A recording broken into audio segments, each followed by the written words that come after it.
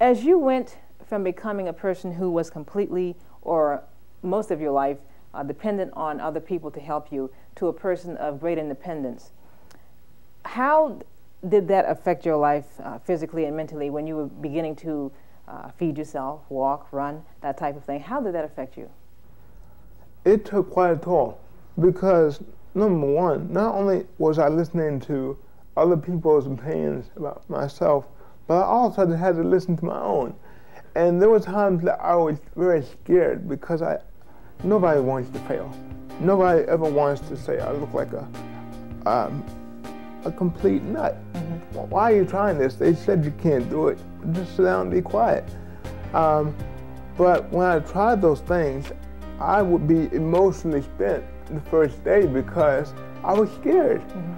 When you're in a wheelchair and you try to walk by yourself for the first time, you know there's a good chance you might fall. And you know there's a good chance you might not be able to get back up unless you're with people that can help you. So it was very, very emotionally taxing. But after a day or so, or a week or so, it became easier and easier. And even if I did fall, I said, well, at least I can fall. Sure. Whereas you should just sit in the chair, you're not going to take that chance. Now granted, falling is not pleasant, but in the right kind of environment, I tried those things, and I admit I had a lot of bruises and bumps because nothing in life comes without a price. Absolutely, I've that's learned true. that the hard way. And even though I had a lot of bruises and bumps, over time I got stronger. I became more confident, and I tried it again. Every day I made little steps. And another thing is knowing if you're making progress is the key to continuing. If I wasn't making progress, I would say, Chris, you know what? I don't think this is a good idea. I think you should try something else, or just forget about it. But since I was making progress, continue. Oh, well, that's excellent. Now, as you went from becoming a person who was dependent on others to one of great independence, emotionally, mentally, physically, what are some of the lessons that you've learned? Number one is never give up on your dreams or your goals, because if I had to have listened to other I guess opinions, I wouldn't be where I am today.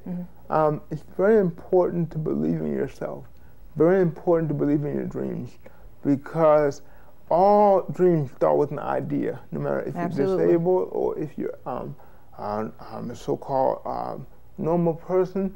You have to start with the idea, and then the idea transforms into a plan. The plan then transforms into action, and action is the greatest way to know whether you can do something or not. If you have an idea and you don't pursue it, then it just stays in your mind. I have many ideas in my life, and I just decided to pursue them. Whether I passed or failed, I just wanted to try, because you don't know until you try. And that I really owe a lot of, I guess, where I am to just trying things.